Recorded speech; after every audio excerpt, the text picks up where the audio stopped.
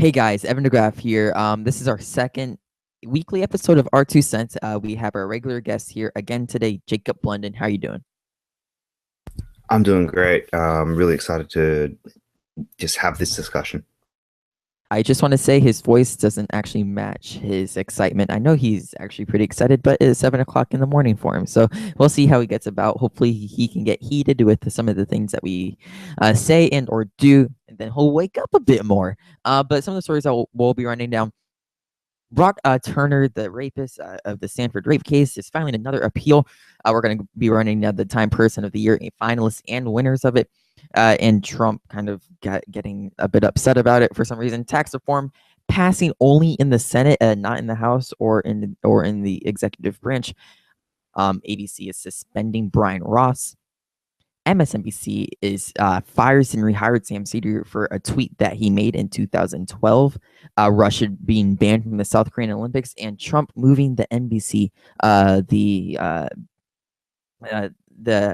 embassy, naming Jerusalem the official capital of Israel. There's a lot to run down, but first we're gonna go through the Brock Turner story. So that happened is it was a kid who raped a girl behind, I think it was a dumpster in Stanford.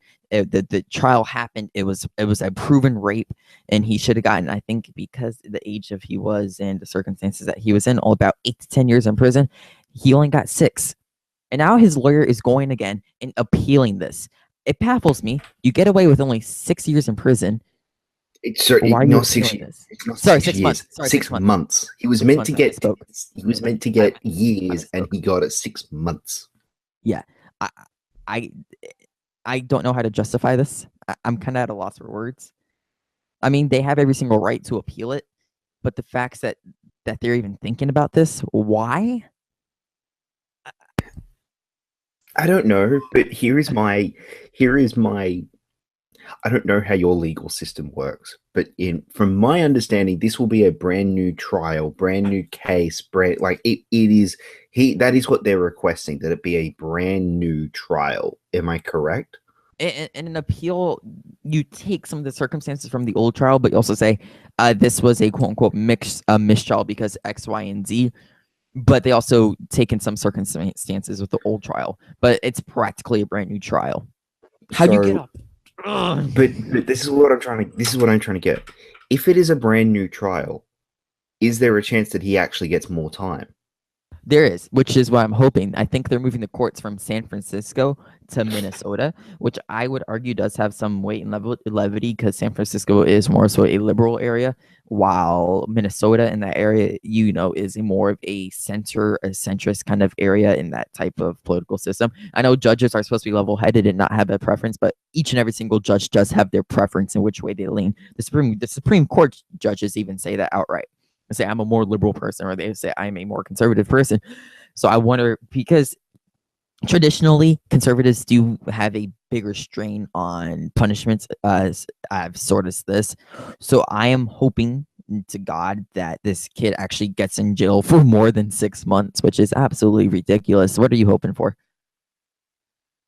I really hope that he does get a bit more than 6 months. I think I look, hope for the best, but prepare for the worst. I think there is a very real possibility that he will get nothing, and that his record will be expunged. But I doubt it will happen, and I very much doubt that he will ever be a competitive swimmer and go to Rio and all that. Well, not Rio anymore. Go to South wherever the Korea. next Olympics is. Yeah, and I very much doubt that that is ever going to happen. I think he will just be a. He'll either be a kid who has a record for the rest of his life, or he will be just a kid. One of the two. Yeah. I don't think there is going to. I don't. I doubt we are going to see him get a larger jail sentence. I look. We don't even know if this is actually going to go to court, but we know the lawyer is going to appeal, and it's just rather the facts. I think it's the Minnesota courts. They say we will take the appeal and we will go to trial again, or sorry, dude, take the L. So we'll see where it goes on that. But our next story is the Times Person of the Year shortlist and winner has came out. I do want to talk about this incident before we talk about the shortlist. Trump said, dude, I can't, I'm not gonna do his accent, but Trump practically said, I got word in that um that I'm being named Time Person of the Year, but I kindly turned down the thing. But then the Time magazine says, not necessarily. That's not how we do our process, dude. And that was kind of the end of that. And then we finally got our short list, which consists of these people. We have Jeff Bezos, who's the Amazon CEO. We have the Dreamers, who is a part of Defend DACA, people who were undocumented immigrants brought to the U.S. by their parents when they were children. And if you are an undocumented immigrant who is a child, and if you turn 18, then you can become a legal citizen in America. That is a possibility. Like, that is, I think, the law in court. Patty Jenkins for making Wonder Woman, Kim Jong-un, the dictator in North Korea, Colin Kaepernick, the person who started the kneeling protest and has actually gone to many different places and spoken about the Constitution, people knowing their rights and people understanding by what he means by police brutality and whatnot. And he is actually doing things, and I think people need to realize that. The hashtag Me Too movement, people coming out and speaking about people who have been sexually harassing and victimizing other people. Robert Mueller, the guy who I think will single-handedly find out what is wrong with the American politician court. Let's just say he has brought charges against 4 people. And then we also have the Crown Prince Mohammed bin Salman. This is actually the one person who I don't know much about. They say he is the 32-year-old Crown Prince, the King of Kings Salman, recently led a sweeping crackdown on businessmen and members of the royal family accused of corruption, a purge seen by many as a movement to consolidate power. We also have Donald Trump. All of you guys know who he is. He doesn't need a description. Xi Jinping, the president of China, and that is it. And our winner was the Me Too movement, which makes perfect sense to me. It was a big thing, and it is this is probably one of the biggest cultural and societal shifts I think we'll see in a while. Not necessarily a political shift or anything else like that, but a societal shift. And I think that's what Time looks for specifically whenever they figure out what their person or now persons of the year are. Jacob, I just ran down a whole bunch of information. What's your first reaction to it? Okay, number one, remember what the mission statement for the Time Person of the Year is, and I think too many people have forgotten this, where they've just gone, oh my god. Like they think that the Time Person of the Year is meant to be the best people, the most influential people of the year for the better. It's not. It features a profile, a group, an idea, or an object that, for better or for worse, has done the most to influence the events of the year. Yes, I believe the Me Too specifically. Yes, and there's been a lot of controversy that Donald Trump was considered. Well, can you talk about someone who has been more influential other than the Me Too movement this year? I'm not saying it could be a good influence or a bad influence, but he has certainly dominated the news. He has certainly dominated the world landscape at the moment, and he has I would say he has dominated media more in the 12 months that he's been president, more than Obama did in the last 4 years. Yeah, but by a presence in media, I would say. So yeah, I can understand why Trump was on the short list and why he would have been considered, because, well, yeah, he has been that influential. The short list, the more I run down it, while I don't know much about the one person, we're talking about the Crown Prince, I feel like everybody deserves to be on that list. I don't say anybody who I'm like, yeah, doesn't make sense for why you're on those, but everybody legitimately has a place on that list. Is there anybody that kind of stands out to you, like, oh, you shouldn't be on that list, or maybe you could have won? Well, the big one for me, no, actually, everyone kind of does stand on the list. I find it very interesting how 12 months later, Colin Kaepernick has the conversation around him has completely changed in 12 months. I do find that very interesting, because 12 months ago he was the villain because he kneeled and he was disrespectful to the American flag and all that, and now he is the hero, which I have found very interesting, and a very and something very something that frustrates me with the media climate at the moment is how, you know, flippant they are with who they support, and all of a sudden, and because they don't like one person, it's whoever's against that one person is suddenly a hero. And I just that he really showcased that problem in the media for me, and I thought that, and so that he deserves to be there. Patty Jenkins for Wonder Woman, obviously. I mean, that was a huge moment this year. It really influenced. I think it's kind of been undercut by Lady Bird, but that's a different story this year. And yeah, the others, but obviously the Me Too movement. I mean, we are still feeling the effects this week. We are still feeling the effects of this. Yeah. So, and this was what, back in September, I'm pretty, or September, October. Mhm. So obviously the Me Too movement, and also it's probably a smarter idea to go with the Me Too movement over someone like a Donald Trump, because you are showcasing a more positive version of influence than a negative version. And I would like to say that, okay, if you have the choice between the two, you would do the more positive one. Yeah. It's just funny looking at this list because you would never expect like a person like Jeff Bezos and Colin Kaepernick to be on the same list. What am I doing? You wouldn't expect that like Jeff Bezos or Colin Kaepernick or Kim Jong Un being on the same list. Like, it's just one of those things people anticipate while it doesn't have really any effect on culture, society. It's just something that we all look forward to. It's like, oh, who's gonna be the time person of the year? It gets that hype. It goes, oh, it was this person. Why? X, Y, and Z. They get their photo shoot. They get their thing. But at the end of the day, especially for the Me Too movement, I think it's good publicity in a sense for this movement that's happening that needs to be had, because there are still more victimizers who are being exposed every single day, which people need to know who they are, and people need to, and the victimizers, the people who sexually harass others, need to know, this has to get cut out, dude. If it happens again, you're out. And I think that's important with this movement happening right now. Anything else to add before we move on to our next story? Absolutely. I mean, I would also just like to announce that I was a Time Person of the Year. I very accepted that back in 2006. I was a Time Person of the Year. So You were? Really? you have that. You don't get that joke at all, do you? No. So were you, dumbass. In 2006, their Time Person of the Year was you. It was everyone. What? Yeah. Because of the because representing the content creators of the World Wide Web. We've done it, Jacob. I'm just So kidding. you can put that on your resume. I was a Time Person of the Year. Don't you really sound like a dumbass if you do. All right. This story is probably a bit more important.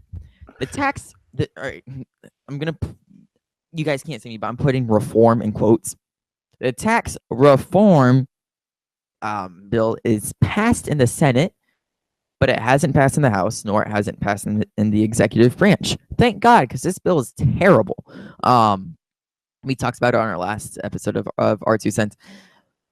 But there might be a chance. And I think it also has to repass through the Senate once it passes through the House again. And hopefully by that time, Doug Jones will have won the race. I pray to God, because there's some Roy Moore things that have been said lately. Like he says, well, maybe same-sex marriage is the pure evil. And he also says, maybe Vladimir Putin isn't the pure evil. And then he also said, well, America was pretty good back when there was slavery. So, yeah, Roy Moore's a mess. But back onto the topic, it hasn't passed in the House, and it hasn't passed in the executive branch. So, and I don't think it has passed in the judicial branch either. So there is still many places for it to go through, and it'll give more people time to read what's actually been happening, and I think that's really important because this bill is a mess. Jacob, are you celebrating? Are you upset? Where are you at?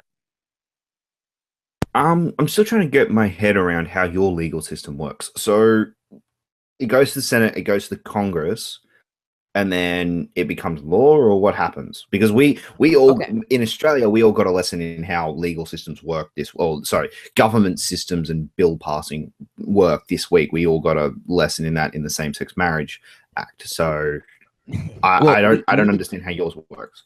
We did too, but it really starts getting complicated, right? So, Congress is made up of the House of Representatives and the Senate. Most of the time, the House of Representatives are the people who make the bill. This is what we learned. Most of the time, the House of Representatives are the ones who make the bill.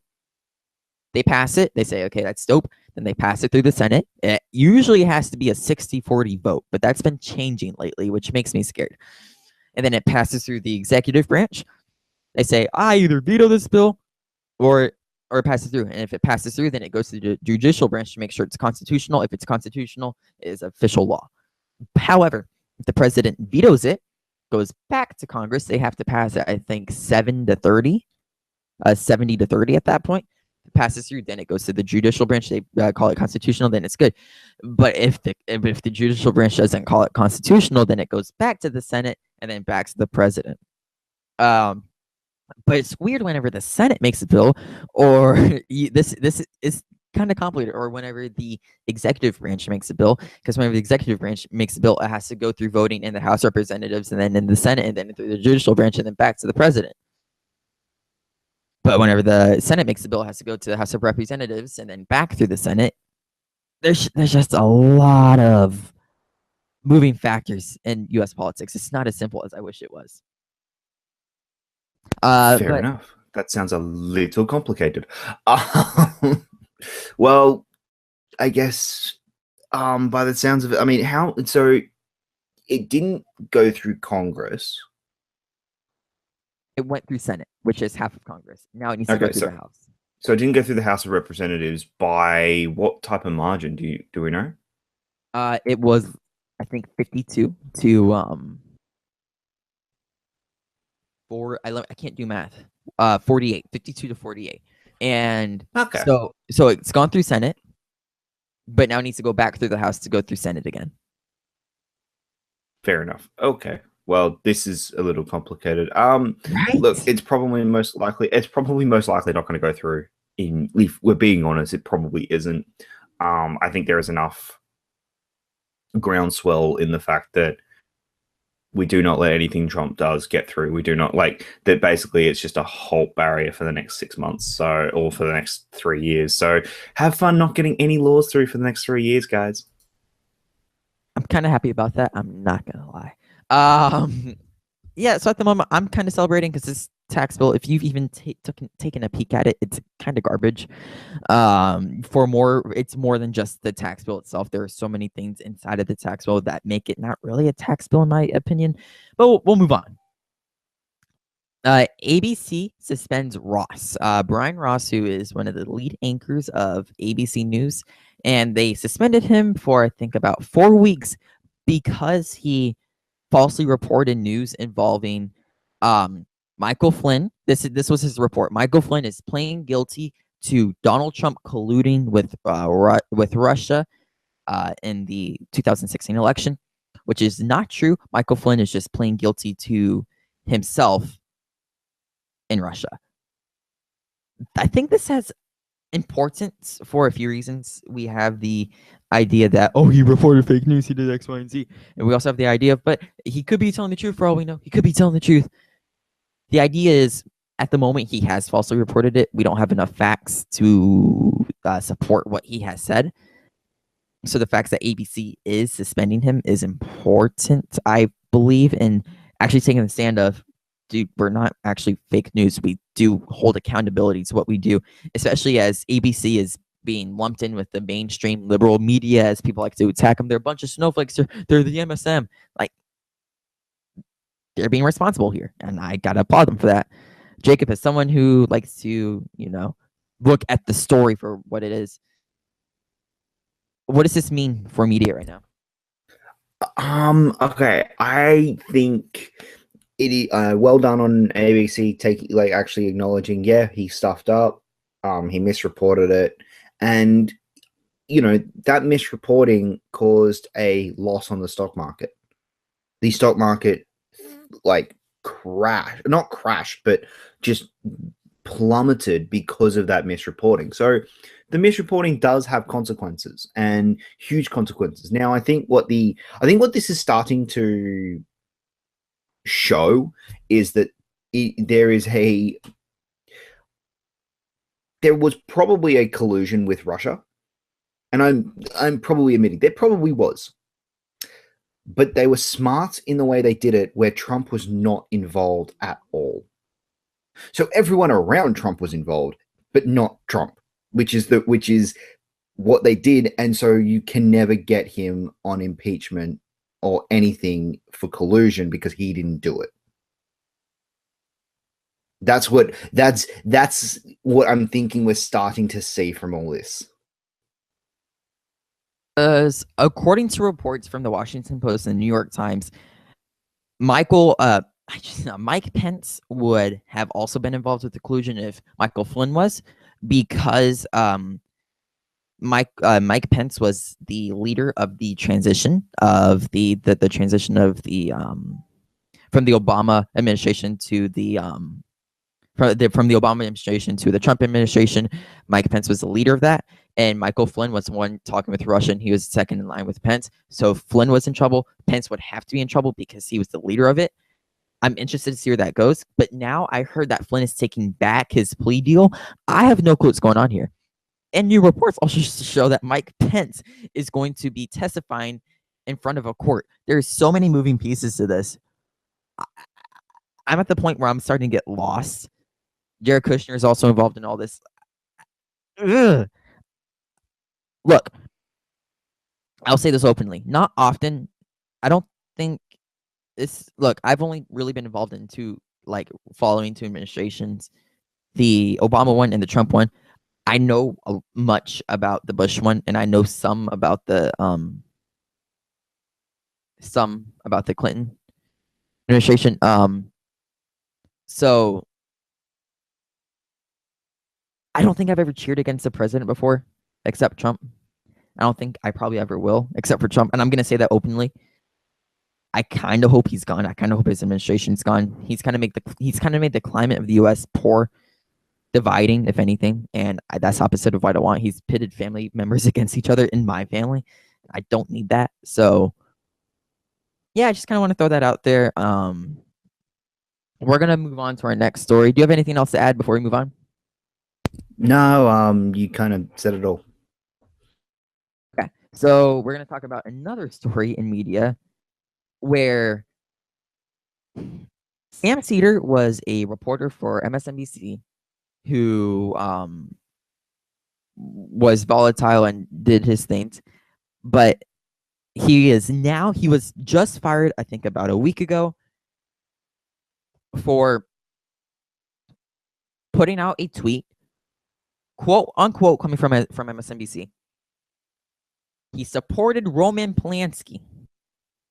But if you obviously look at the tweet, everybody else on Twitter thought about this as well. He was being sarcastic, in full disagreement with Roman Polanski, saying what he does is an animal.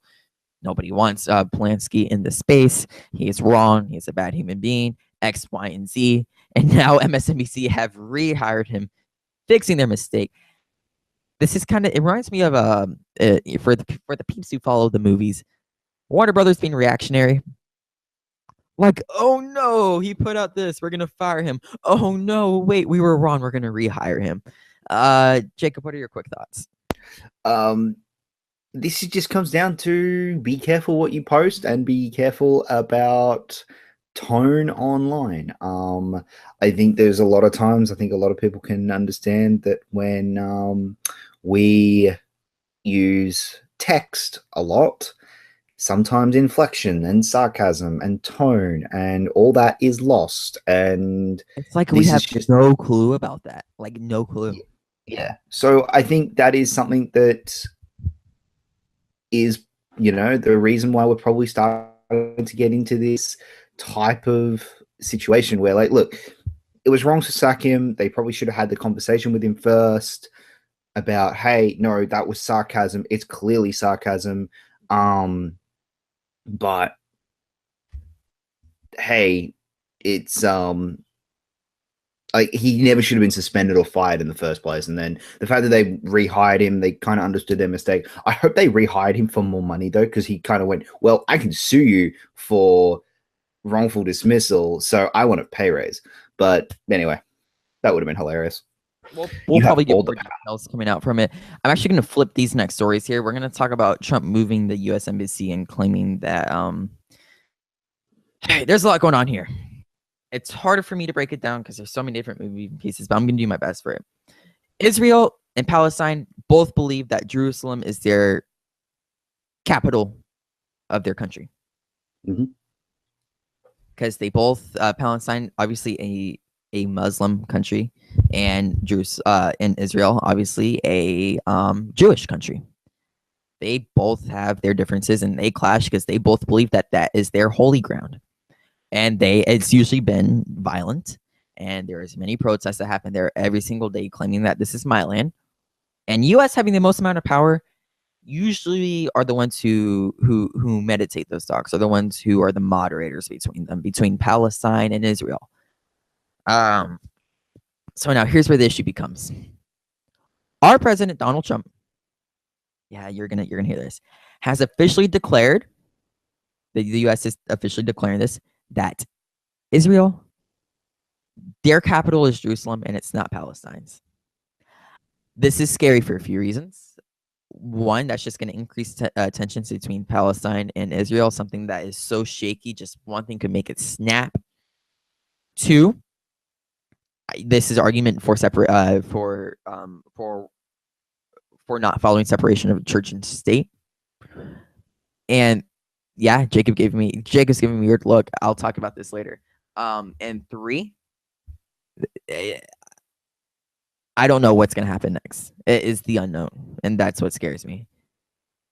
Jacob, before we break it down, is there anything, one, that I missed, or two, that you need to talk before we jump into this? Okay, the separation of church and state.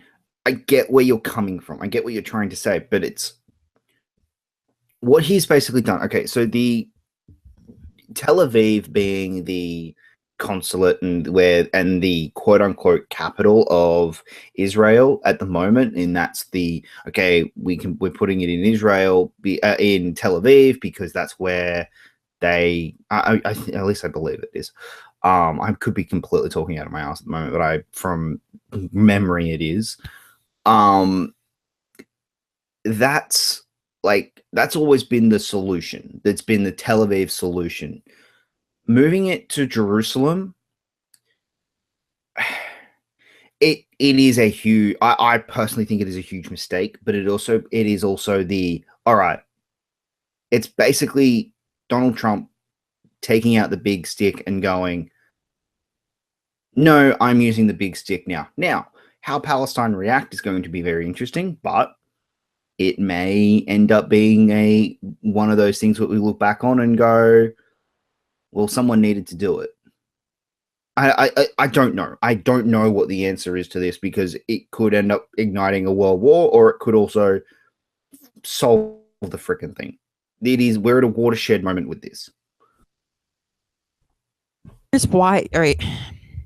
Maybe this is because I'm not a very religious person, but here's what I don't understand. Why can't they both have it as their holy city? Is it an ownership thing? Is it, this is my holy city, or is it? Yeah. Why it's because Israel believe it is the holy city. It is the holy city, and Palestine believe it is the holy city. And because they have such different religions, and they're different, and they're now considered different countries, it's one of those. Well, this is I believe that this is ours instead. So that is why, is because it has such a religious significance to them. Yeah, man. Every single day on the news, you hear about Israel and Palestine, X, Y, and Z. Israel and Palestine, X, Y, and Z. Israel and Palestine, X, Y, and Z.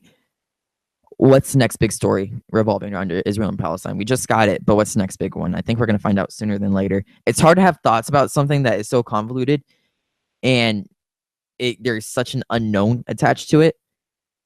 One more thing before we move on to, I think, probably the best story of the week.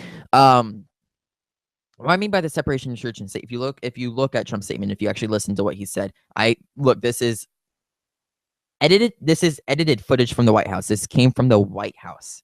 They edited it, they did it, whatever.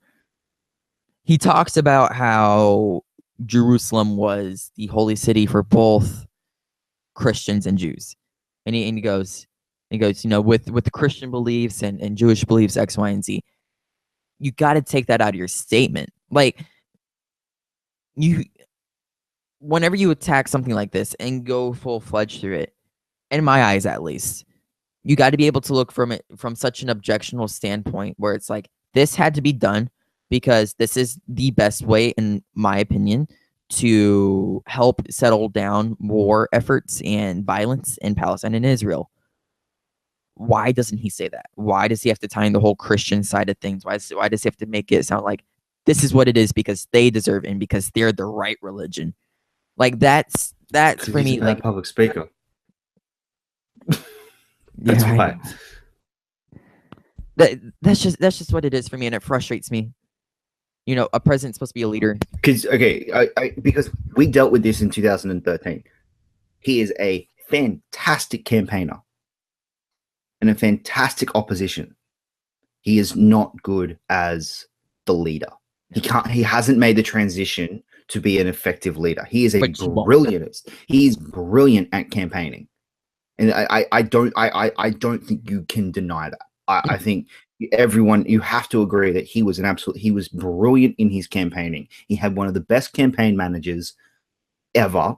I think it was a really effective and well done campaign. It worked.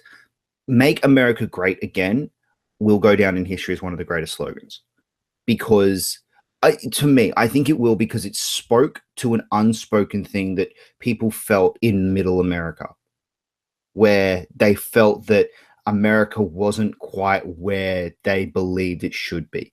Now, there was no reason why. There was but it spoke to that. Now, personally, I don't think he's made the transition to president very well at all. Terribly. But you cannot deny he was an incredibly effective campaigner. No, which is kind of scary. But on a better note, before we go into our Aussie Low Corner, then I'm going to give all of you guys a lecture. I'm going to call Evan's lecture after we go into our Aussies Corner. Fun story for us Americans, because our rivals can no longer compete. Russia, you are out of the Olympics. Hey, look, I think it was for some type of dope problem. Actually, like, it's literally said, I think some type of. Okay, if you're gonna do, Jesus, mate, they were out of the Olympics in Rio as well because of it.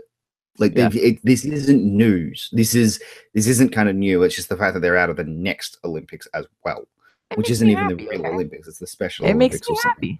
I know. I need to win after this week. We've gone through some pretty difficult stories, and the Russians are down. And they have to, and look, for the athletes, however, they can go support and they can go represent themselves, which honestly, if they do well and they aren't like tied to their country that much, because it's not a cool country, sorry guys, then hey, you know what? Good for you guys. And if you guys win, then hey, why not? That's kind of where I'm at. I'm happy.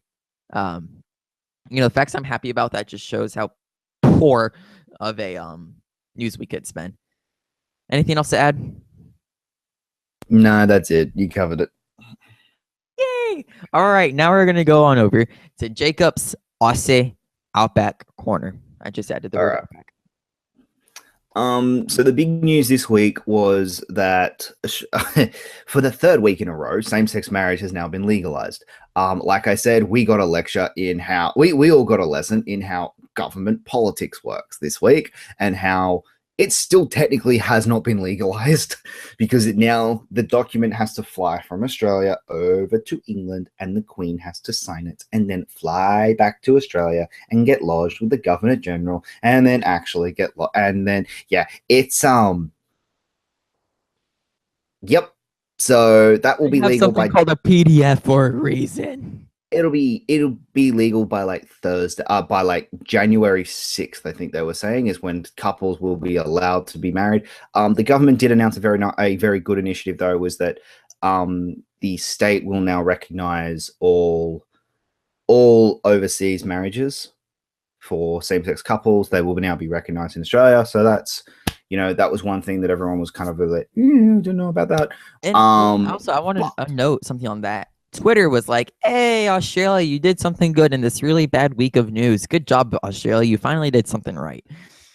Yeah, but it had already been done. But that was anyway. That was like this is what I mean. Like, this whole thing has been like going on since the middle of November. And every week we find it's been legalized, it's been legalized, it's been legalized, it's been legalized. It's like it actually hasn't yet. Like it will, like there is no stopping it now, and it is 100% going to happen, but it still hasn't yet. Get it, damn it. Like, trust me, next week there will be, I can guarantee you, next week there will be a story, same-sex marriage has been legalized. It will happen. It will be hilarious, and it will be just like, guys, we've literally talked about this every week for the last 3 weeks. But anyway, now this is more interesting news about what's going to happen in the future, especially with the Me Too movement. Now, this year we have seen the Me Too movement. We have seen the a lot of I'll say it, older men in Hollywood, and there have been and they've been older white men in Hollywood have been outed as sexual harassers and sexual abusers. Well, the other week, I think on November 30th, the Daily Telegraph, which is a newspaper here in Australia, posted on their front page an image of Geoffrey Rush as King Lear with sexual harasser on it. They had a allegation was brought forth by a female cast member when he was playing the role of King Lear in a Sydney production of the Shakespeare play, and they posted it. Now, a week later, no one else has come out and no other newspaper picked it up. No other main newspaper has gotten a similar story, and there has been no other types of stories around this. And also the way that it was written up was weird, and it didn't quite match. Like it just felt weird and odd. Now, as of yesterday, Geoffrey Rush is now suing the Daily Telegraph for defamation. What's going to be interesting about this is you are either going to have to see a thing where the Daily Telegraph are going to settle. The female accuser is going to have to come out publicly, and then is going to have to prove in a court of law that she was abused, that Geoffrey Rush harassed her. And then if she can't, Geoffrey Rush is going to be able to sue her.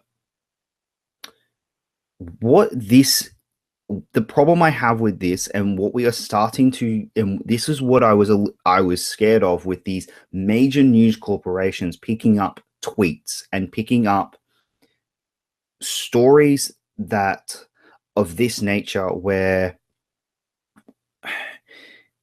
now a newspaper, if what happens if the Daily Telegraph is sued successfully, and if Geoffrey Rush is able to sue them successfully because they defamed him, when the next victim of another actor goes to a newspaper and says, "This actor abused me, and no one is believing me, and I need to use the press to get this out," is that newspaper going to turn around and go, "We can't do that because we will be sued"? And that is my fear, is that this is going to, and this was my fear going in when we started seeing all these left, right of just comments after comments. Now, thankfully, so far, every single one of those has been basically proven true, that, they were serial harassers.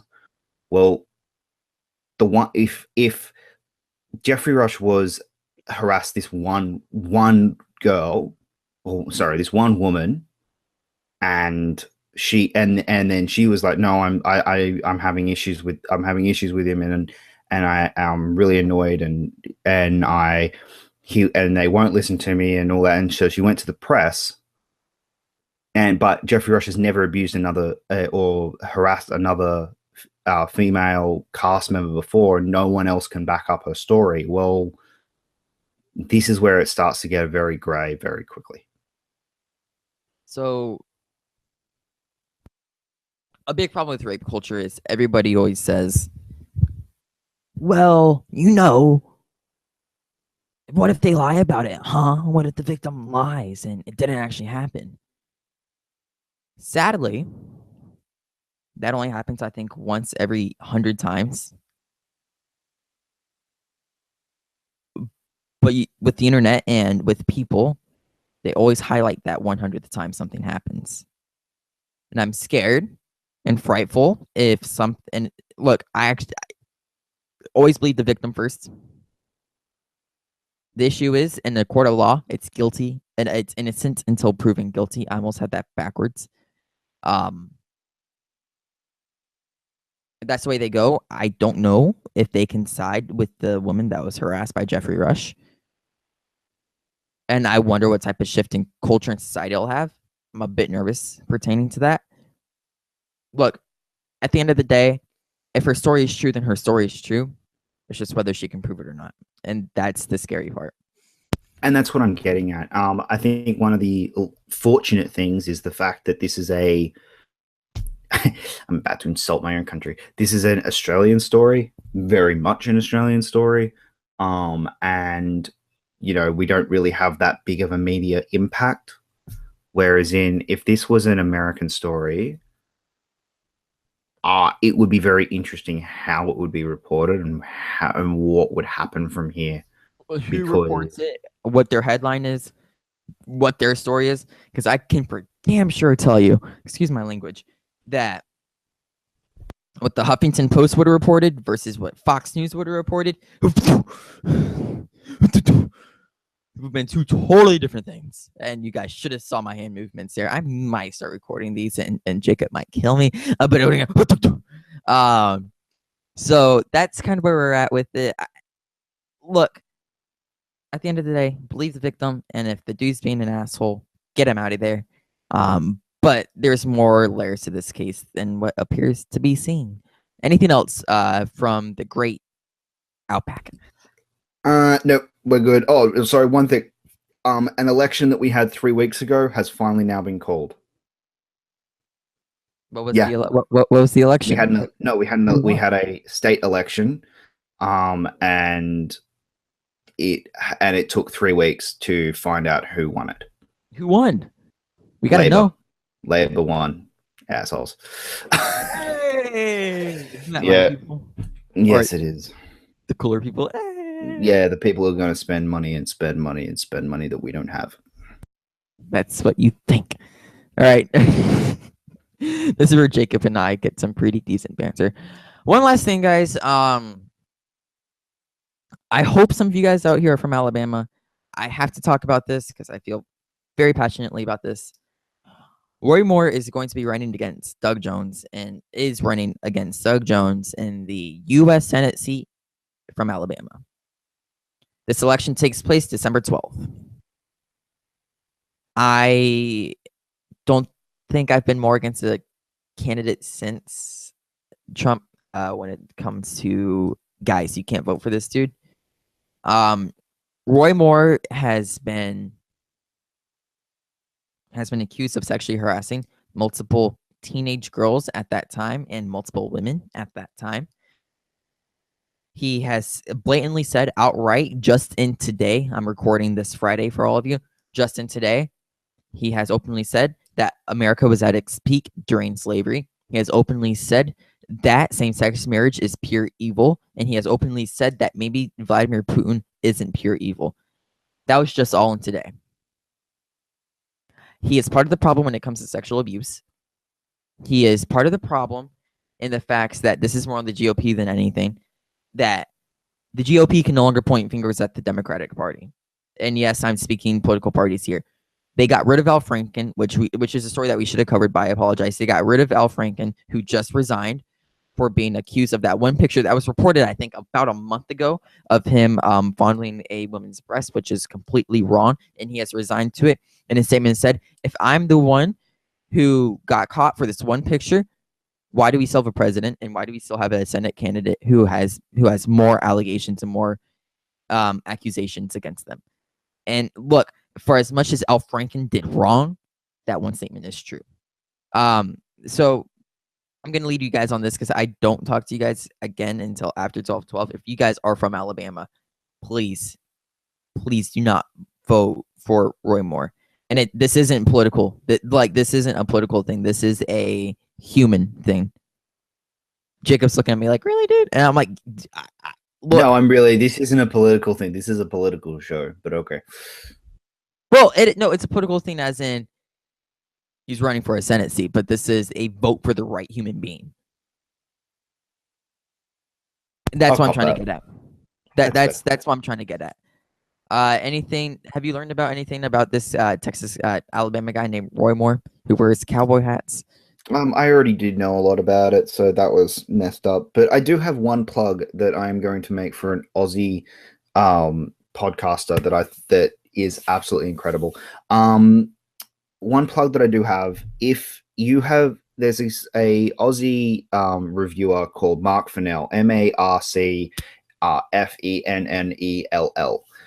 Every year, what he does is does a 10-minute montage of the news in 2017, and every year, no matter what, I will break down crying listening to them because they are heartbreaking and they are wretched and they just absolutely destroy you. But because you actually hear like just how fucked up the world is, but then there's also the happiness and the good things, and then it's just it is a fantastic montage to listen to. And I implore you, look it up. It's called The World in 2017. It's on his SoundCloud. Just look it up. It is absolutely fantastic. It's on SoundCloud? We're backwards. All right, we're a backwards country. You said it was a video. No, it's a audio montage. Okay. Well, again, Australia, the backwards country. I guess check it out. If I'm gonna plug something, then I'll plug Philip DeFranco, independent news source. Follow him. He does good stories. And I think that's about it for this week.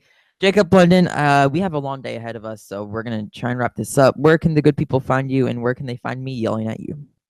You guys can find me on Facebook and Twitter at Jacob London, and you can also find my letterbox at Jacob London, where I do all my movie reviews and just discuss movies, basically. I have my new show on Tuesdays, the audio version. Thank you so much, guys. It was such a success last week, and we're back this week on Tuesday for And the Winner Is, where we're going to be discussing all things Oscars in the build-up for the nominations coming out just at the end of next month. So it's going to be we got a hectic next 2 months coming up, guys. I think Jacob and I are kind of in a friendly competition to see which podcast is going to get more views. So with that, you guys can find me at EvanDeGraff15 on the tweeters, and share this podcast. I'm going to put this on the Facebook page. We didn't get enough discussion last time, so let's discuss these topics. I know I missed a lot. Tell me what I missed. Tell me what I need to cover next time. Tell me what we should talk about next time. Tell me your thoughts on things that you might disagree with me about. Tell me things that you might have agreed with me about. That's the point of this podcast, guys. So you guys can find me on Facebook at Take 3 Productions, and on Twitter on Take 3 Productions. I do a bunch of stuff. My head hurts half the time because of this, but I have fun. So thank you very much. The backwards Aussie. How can I do this? Backup London, and I'm Evan DeGraff. See you guys later. Take care.